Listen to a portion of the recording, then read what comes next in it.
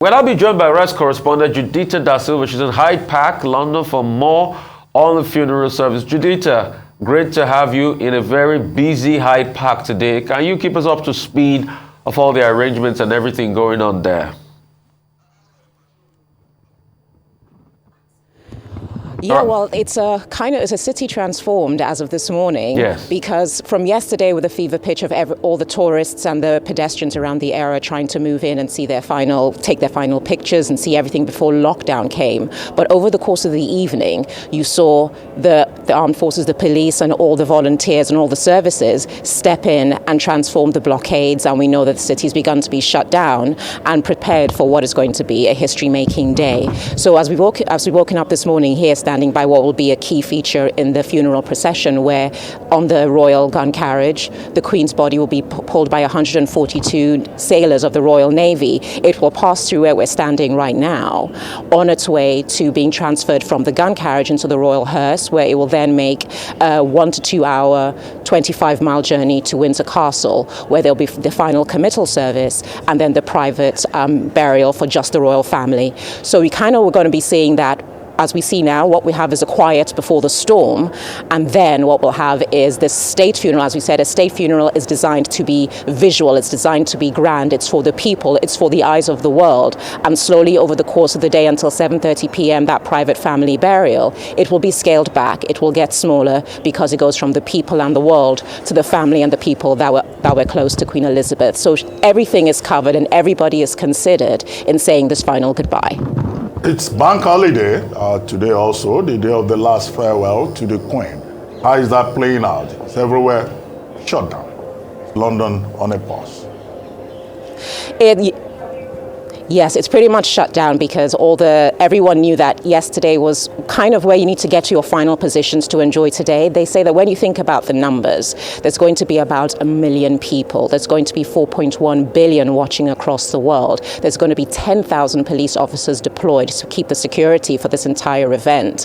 It's got 2,000 guests. It's got 500 world leaders and dignitaries. So when you think about shutdown, everyone's kind of cooperative. It's almost like what we saw with the lying in state. Everyone seems to be on the same page. We want this to go well. Britain wants this to be a final send-off that history will be proud of, the country will be proud of. So as far as lockdown, it's all cooperative. Everyone's on board.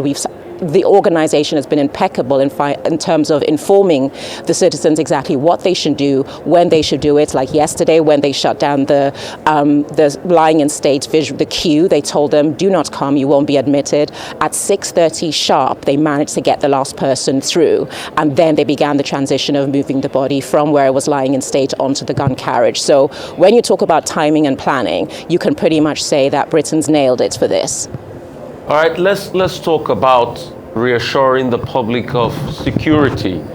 We've seen two instances like this. We've seen somebody trying to have a go at the coffin while they were, the lying in state was going on. Also, we've seen somebody trying to have a go at people in the procession, the new king and all of that. Man had to be grabbed out. We'll see instances like this. How can we reassure people that all hands are on deck? When they'd known what this was going to entail, when they said that when the invitations went out, leaders from every country in the world were invited except for 6. As we know, that was Myanmar, Russia, Belarus, Afghanistan, and Venezuela.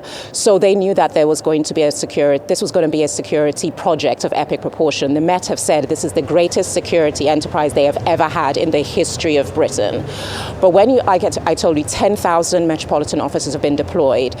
When you look at all those incidents you mentioned, look at how quick they were dealt with. When you had the incident that happened at the lying in state, they had the constant feed that works on a delay, because the minute it happened, they shut down and cut away, handled the incident, diffused it, and then went back to the live coverage. That's how quick, that's how prepped, that's how ready it is. And that moment reassured people that, this is a Met deployment that we're not used to seeing, because they realize you cannot drop the ball on this one. So every incident you have had has been dealt with quickly, efficiently, and definitively, and they haven't disrupted events flowing as had been originally planned. Well, I mean, quickly, the country, Nigeria, is represented there by Vice President Yemi Osinbajo. But we also have a very large Nigerian community in the United Kingdom, and also shared history in terms of culture and, diplomatic relations and, colonial experience and all of that. How is the Nigerian community, responding, reacting, in this regard?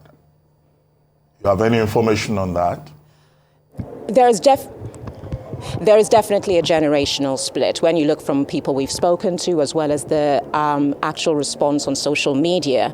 You can see that everyone from millennials to Gen Z, they're of that generation that they are less willing to begrudgingly give acceptance, that go along to get along, they don't want to. So when you speak to them and you see their response, it's kind of, they're very remembrant of what the colonial past is, what the Queen signified to what their history is, because they realize that they are the definition of the future, and the future they want is one that doesn't whitewash or doesn't brush under the carpet what has gone on in the past. And they see this moment as an opportunity for change. And they feel by speaking up that King Charles III will be a different kind of king that addresses the errors of the past to define a better future.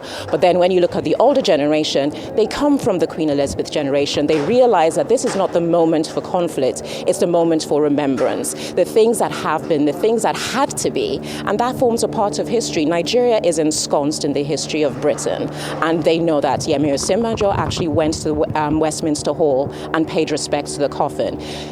You may not like everything that happened in the past, but it's defined who we are now and who we'll be in the future. So there is an understanding that where there might be an opinion split across generations, there is an understanding that today is significant and the part we play is as well. Therefore, we do have a respectable showing, and I have been saying, it's impressive to know that we have a place in this, we are recognized in this, and also we're participating and have enough freedom of opinion to say how we feel about it.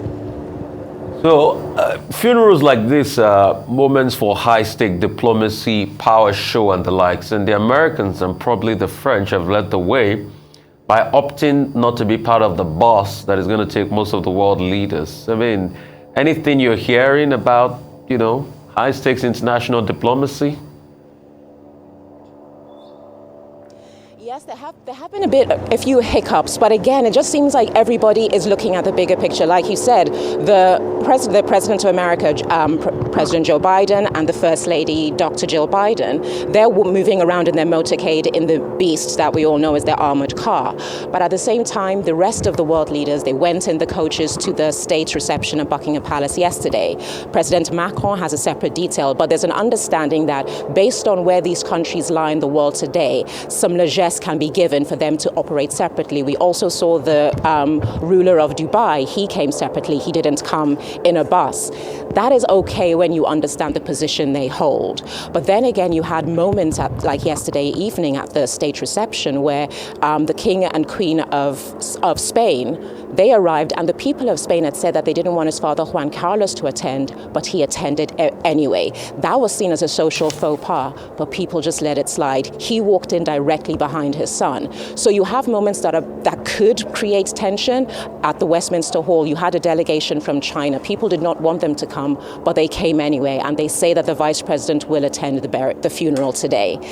There are tensions, there are political diplomacy, dicey areas, but everyone seems to be coasting through it as best they can without creating a scene, without creating a fracas, because there's something greater, something historical, something more important to focus on, and everyone's moving in that direction. Yesterday at 8 p.m., there was a 1-minute silence observed in honor of the Queen. How was that moment? And of course, the Big Ben disappointed, although we're told that's due to a minor technical glitch. I hope the Big Ben would strike as planned today. It was truly powerful because everyone from the people queuing for the lying in state to tourists around, everyone on the streets, all the armed services from England, Ireland, Scotland and Wales stopped. The entire nation stopped, and they were quiet, they were still. And this, even when you heard the announcement, have said this is a moment for you to think of what the Queen meant to you. People came out onto their doorsteps. There were community events where people did it together. And you could see that when all the coverage of the different corners of the country were covering it, the different languages, the different cultures, the different costumes, it was just something so powerful and eerie. And it just makes you stop that even if you are the staunchest anti-monarchist, that was a moment for you to say this was a remarkable woman who's able to evoke such emotion and such resonance across all kinds of peoples, that you can make the country come together to share an emotion, to share a sense of being at a certain moment. And that's a powerful thing that I know that everyone will know. Where were you when that moment of silence happened? I mean, concerning what Dr. Vadi said about the Big Ben yesterday, somebody sent me a joke and said probably the Big Ben needs his own Fitbit, to get fit or something. I mean, that's just by the side. But let me also, pry into other conversations that are happening on the sidelines of all of this burial, as being colonial rule, existence, the future, and all of that. And in some areas, the conversations have not been well curated. In some areas, they've been well curated. And I was really happy to see the president of Barbados, only to think that Barbados just, stopped having the Queen as their head. Just last year, I think this year, that King Charles now went for the ceremony. I mean, how do you think the feedback has been like around this conversations on colony, heritage, the monarchy, and, all of this around the burial? It's kind of been divided because, again, it's that thing about King Charles III is coming into a world governed by social media. Social media represents a megaphone for the opinions of all. You cannot avoid that. You cannot deny that. That is something he's going to have to learn to navigate. But the reason why these conversations seem to be so fever-pitched now, because it's like I said, this is a moment that's capturing a zeitgeist. It's the opportunity for amendment. It's the opportunity for recalibration. And people of the Commonwealth, people from colonized countries, see it as an opportunity for change for the better, change in recognition. And when you look at the instruments of state that lay on the Queen's coffin, the orb, the scepter, and the imperial state crown, there have been discussions about the colonel diamond that's in one of her crowns should be returned to India. There have been discussions that the orb with the diamonds from South Africa should be returned. We've had discussions and covered when the Ikuko, the bronze statue, was returned from one of the most prestigious universities in the country. We are moving into King Charles III will preside a reign over a generation that is relentless in wanting things to be done right, for everyone to be represented, for diversity, for inclusivity, for equality. He's going to have to address these issues, and I think he's going to take the time to know that if even during the burial of my mother, these conversations were so important to the people, to be a monarch of the people, I must listen to the people and react accordingly. Well, it's good you're talking about King Charles III. He's been quoted as saying that he's deeply touched by the outpouring of public support, both locally and internationally. And when the funerals end today, he will lead the procession, yes, at the commencement. And at the end, the people will sing, "God Save the King," which would mark the end of the entire proceedings. But is there so much enthusiasm about him taking over where his mom left off, beyond hereditary privilege? What do you sense within the community? What you're seeing is we know that there's been a lot of discussion and a lot of debate about, the day Charles takes over. That day has come. And what the people of Britain, we've seen and I've noticed and you've felt from the conversations being had, is there is acceptance that this is an inevitability, but also a desire for him to step forward and prove that he will be a different kind of person as a monarch than he was as a prince. And that's what he's done in the past few days very well. We know that from when you're young, you're told about the monarchs, you never touch the king or queen. He's come out, he's let people shake his hand, he's let them pat him on his back, he's let them kiss him, he's let them hug him, he's let them talk to him. What he is showing is the humanity behind the crown. And we know that he has already made no secret of the fact that he's going to be a different kind of king. He's going to have a different kind of rule because he realizes he's operating in different times. So, like I say, only time will tell, but I do believe that from what you've seen, for instance, with his residence at Highgrove, he's dedicated decades to transforming that because he believes in sustainability, preservation of the planet, and conservation. I've even done work in fashion where I've worn pieces that were created from flowers in his garden. He's a different kind of monarch, and if you give him a chance, he's going to define a different era. Yes, he will never be able to measure up to his mother, but if you give him a chance, he might do things that even she did not. And let me be cheeky in the spirit of giving him a chance. Can we probably also give him a chance with his pen? With the incident that happened about his pen? That's one. Secondly, I would like to also talk about this you're still laughing. This is going to be one of the biggest media deployments in the world. You said 4.1 billion people estimated to watch. The last funeral I knew that caught the attention of people this much was that of the Pope, which was about 1.3 billion people. I mean, how are media organizations around the world settling into London, beaming their cameras and all of that? But how's he going to do with that his pen debacle? First of all, the pen moment was fantastic because it was pretty much hashtag the spoiled prince. But he's allowed a tantrum here and there, but I'm sure he had a good scolding from the Queen Consort, and that will not be happening again. But it was a good chuckle for everyone around the country. But then on the serious note, when it comes to the press, I mean, it's remarkable. When you find out that the Queen Elizabeth II was planning this 5 years ago, and from 5 years ago, all the stations from around the world had already booked their slots. So in the area that we are, it's just vans, security, cameras, surrounded by swarms of people. Right now, there are horses and police officers going past. There are vans, there's security, everything is blacked out. They checked every lamppost, every piece of technology to make sure there were no explosion devices. It's intense, but it's so much to cover. So if you think about it, for journalists and camera crews, it's like a candy store. And to think over the course of the day, it's going to get bigger, it's going to get bolder, it's going to get more historic, and we're all going to be here to capture it. Well, during the lying-in state, there were specific rules about how persons should conduct themselves. No beers, no bunch of this and that. No photography and all that. What are the rules in place for today's event as it unfolds? The rules for the actual funeral service, it's going to be concentrated to the invited guests, but it's going to be streamed on lots of screens and also in cinemas across the country, so the general public will get to see it that way.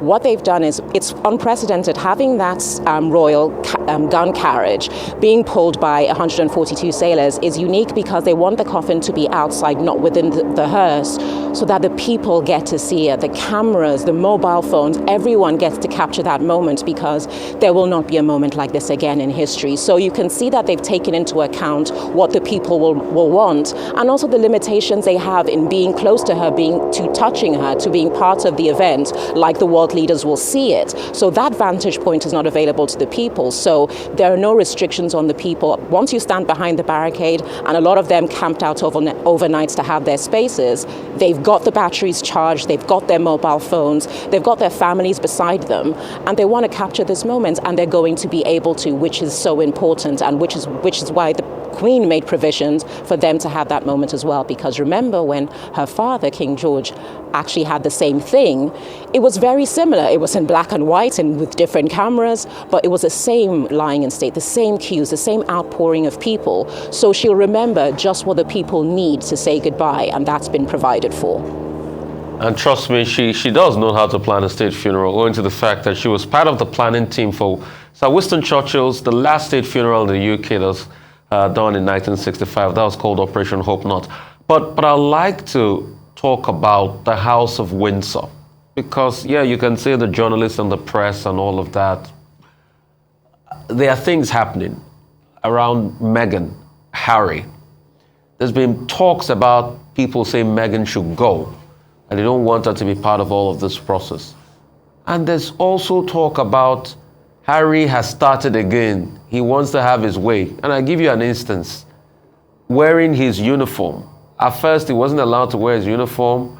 Then they said he pushed, and his father said, oh, you could wear the uniform with all his full honors on them. And the right-wing media in the UK are very good friends like GB News and the likes. They've gone to town about it. Now, Hudson especially, that why are we pampering Harry? What would you like to say about all of this going on in the house? Because, yeah, they've shown peace, they've shown unity, but there's still a lot of internal high-stakes politics going on.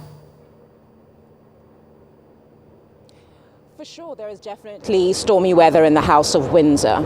But like I said, what you've seen is that nature, the piety, the sense of duty that Queen Elizabeth II had trickled down to every thread of her family, and they know what she wanted for this, and they've all fallen in line. Everything from the scandals with Prince Andrew to Harry and Meghan, they are secondary, they are not important. We saw the new Prince of Wales and Princess of Wales, formerly the Duke and Duchess of Cambridge, invite Harry and Meghan to go out with them as a quartet, as the original Fabulous Four. Go out and talk to the people, look at the tributes that they paid and the flowers. That was a job of optics, and they did that deliberately. You've seen the walking behind the coffin. They stood together. Prince Charles stood with the Princess Royal, with the Duke of York, with the Earl of Wessex, side by side, and they walked behind their mother's coffin. Because right now, it's all about her. We will deal with the stormy weather later, but there's something more important. Unfortunately, because in the court of public opinion, everyone's allowed their opinion, you will have the GB News and the right-wing media putting their slant on it, and everybody else doing something different. But what you will have is nothing coming from the House of Windsor to perpetuate any rhetoric either way. All they have is the job at hand, and that is a job they will focus on. So you can run amok with your opinion, but you will never get anything to fuel it coming from the House of Windsor. Well, London transport stations will be shut down at short notice at some point, and yet we're told about 2 million people are going to descend on the capital. Well, if we shut down the transport stations, would that not affect movement in this regard, of the ordinary people who would like to be in London on this special historic occasion?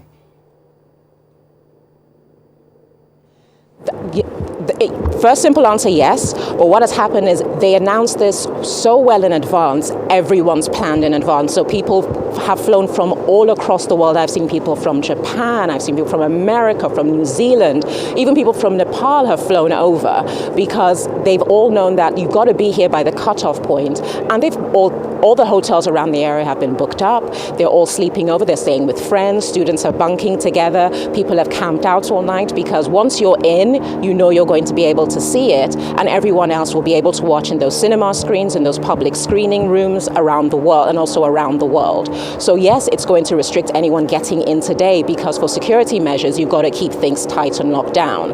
But people knew this in advance and planned accordingly, and that's why you can say, again, it's been a beautiful collaborative effort to make this go off without a hitch. Another thing people are raising is the cost of all of this to a Britain that is suffering, to the Britain that is in debt, a Britain that just took out 120 billion to be able to freeze energy costs for its citizens.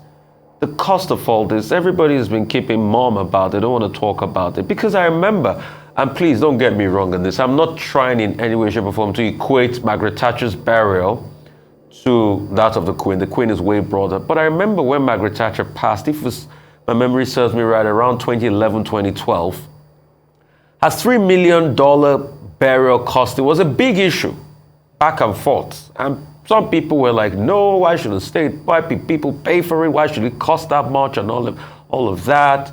How much is the cost of this?